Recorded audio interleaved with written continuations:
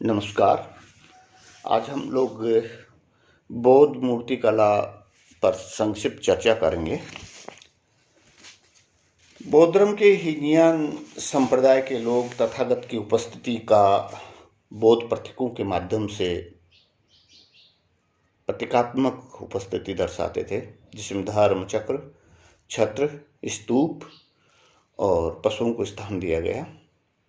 लेकिन प्रथम शताब्दी ईसा पूर्व में महायान संप्रदाय के लोगों के द्वारा बुद्ध की मूर्तियां बनना प्रारंभ हुई, जिसमें भूमि स्पर्श, धर्म चक्र प्रवर्तन, अभय मुद्रा, पद्मासन मुद्रा आदि रूप में तथागत को दर्शाया जाने लगा।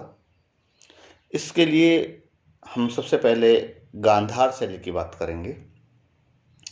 गांधार उत्तर पश्चिमी भारत में स्थित था और उस समय कुषाण वंश का वहाँ पे शासन था। वर्तमान पाकिस्तान के जलालाबाद से तक्षशिला तक का जो भूभाग है वो गांधार क्षेत्र में आता था, जिसकी राजधानी तक्षशिला पूर्व में और पश्चिम में पुष्कलावती होती थी। ये क्षेत्र हिंदू, यूनानी, ग्रीक, रोमन लोगों का था। गांधार क्षेत्र के मूर्तिकार जो थे उन पर यूनानी कला का प्रभाव था। भारतीय होते हुए भी यूनानी कला से वो लोग प्रभावित थे और यूनानी, इराकी, रोमन और चीनी संस्कृतियों का संगम इस क्षेत्र में दिखाई पड़ता है, या प्रभाव उनका हम यहाँ पे दिखाई देता है। मूर्तियों को देखने से ज्ञात होता है कि शैली यूनानी है और विषय जो है, या यूं कहें कि मूर्तियां जो हैं वो बुद्ध की हैं। इस शैली का विकास कनिष्क के शासनकाल से प्रारंभ होकर 150 वर्ष तक चलता है। जो मूर्तियां बनाई गई वो चूना मसाला, पाषाण तथा पकाई हुई ईंटों का प्रयोग किया गया। उसमें कुछ मृण्मय मूर्तियां भी मिलती हैं।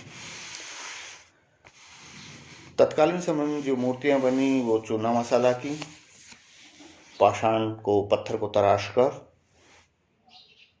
ईंटों के ऊपर पकाकर और मृण्मय रूप में बनी। इस काल की मूर्तियों की विशेषताओं को अगर हम देखें तो गांधार शैली के अंतर्गत निर्मित पाषाण मूर्तियां भूरे व काले सलेटी रंग के पत्थरों पर बनी हुई हैं।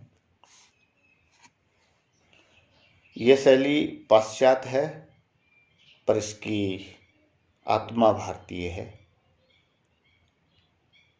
आभूषण, वस्त्र, बालों का अंकन वो पाश्चात्य दिखाई देता है, लेकिन आत्मा जो है वो भारतीय है।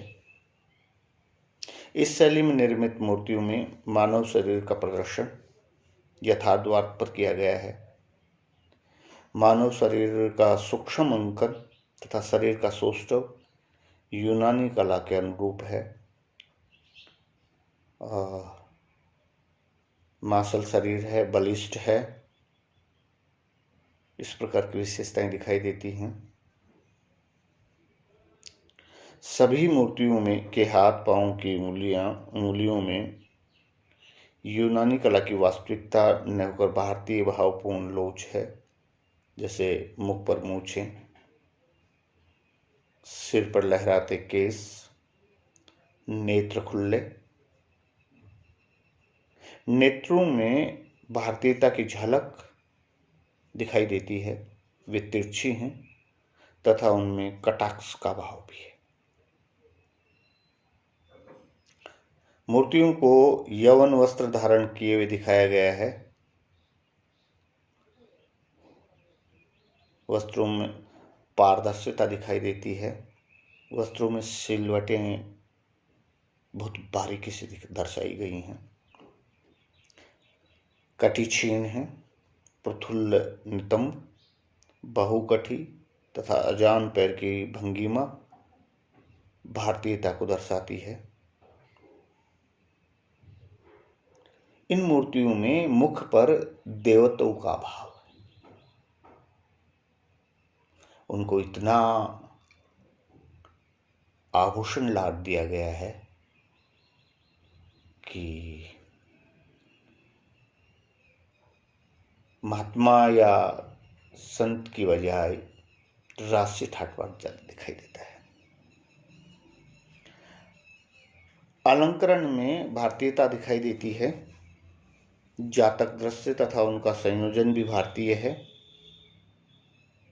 बोधिसत्वों की मूर्तियां अलंकरणों से अधिक लदी होने के कारण यूनानी नरेशों के समान हैं। मूर्तियां निर्जीवता ली हुई हैं, सजीवता ली हुई नहीं दिखाई देती। मूर्तियों में प्रभा चक्र का भाव है। ये मूर्तियां हमें पेशावर, लाहौर, कलकत्ता के संग्रह में देखने को मिलती हैं वर्तमान में। इनका जो प्राप्ति स्थान है वो पाकिस्तान में हस्तनगर, शाहजी की डेरी, तक्षशिला, ये प्रमुख स्थान है जहाँ से हमें गांधार शैली की मूर्तियां मिली हैं। मथुरा शैली, मथुरा शैली स्थानीय शैली थी, भारतीय शैली कहा जाता है इसको, और भारतीयता का पुट यहाँ से प्राप्त मूर्तियों में हमें दिखाई देता है। इस शैली की अगर विशेषताओं की हम बात करें तो मूर्तियों में समता अर्थात मूर्तियों में भद्रता और शालीनता युक्त वस्त्रों का प्रयोग है। वस्त्रों का प्रयोग केवल तन को ढकने हेतु किया गया है। दूसरी विशेषता आध्यात्मिकता। सभी मूर्तियों ने आध्यात्मिकता का आवरण ओढ़ रखा है। पद्मासन पर बैठे हुए महात्मा बुद्ध की कोमल, शांत और गंभीर भावयुक्त मुद्राएं जो है मूर्तियों में दर्शाई गई हैं। तीसरा सरलता, मुखाकृति सरल तथा पूर्णतया भारतीय दर्शाई गई है। चौथा अनुपातशीलता, मूर्तियों में शारीरिक अनुपात या यूं कहें कि शारीरिक सौष्ठव का पूर्ण सावधानी से प्रयोग किया गया है।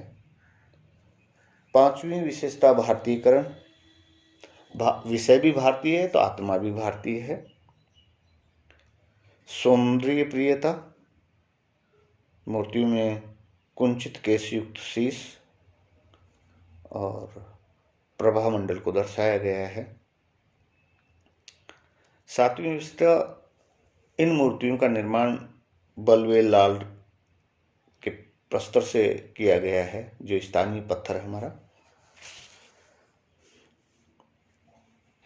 एक बहुत बड़ी विशेषता है कि कुषाणकालीन मूर्तियों के दाहिने कंधे पर वस्त्र नहीं, बाएं कंधे से ही निकल के आता है। दाहिना हाथ अधिकांशतः अभय मुद्रा में है। इन मूर्तियों में बुद्ध का मुख ऊर्जायुक्त, नेत्र खुले हुए और पद्मासन मुद्रा में दिखाया गया है। उत्तर भारत के अधिकांश क्षेत्र कह लीजिए, विशेषकर मथुरा आगरा के आसपास का जो क्षेत्र जो है वहाँ इन मूर्तियों की भरमार है। तीसरा अमरावती शैली, मद्रास के निकट अमरावती गुंटूर जिले में प्रथम शताब्दी ईसा पूर्व में स्तूप का निर्माण माना जाता है। यह आंध्र प्रदेश के गोदावरी और गुंटूर जिलों के मध्य में विकास का क्षेत्र था। इस शैली में भरूच, गया, सांची की कला का समन्वय हमें दिखाई देता है। मथुरा शैली का भी प्रभाव दिखाई देता है और बाद में गुप्त काल 4वीं शताब्दी ईसा पूर्व का प्रभाव भी यहाँ पे दिखाई देता है। मोटी मोटी अगर बात करें हम तो अमरावती शैली में मूर्तियों को वस्त्र तथा आभूषण के भार से दबा दिया गया है। धर्म और कला का समन्वय यहाँ नहीं है। श्वेत संगमरमर से निर्मित हैं। बुद्ध की प्रतिमा के समक्ष नतमस्तक उपासकों का दृश्य अत्यंत सुंदर रूप में गढ़ा गया है। इस प्रकार हमने आज देखा गांधार, मथुरा और अमरावती शैली का एक संक्षिप्त हमने चर्चा की। धन्यवाद।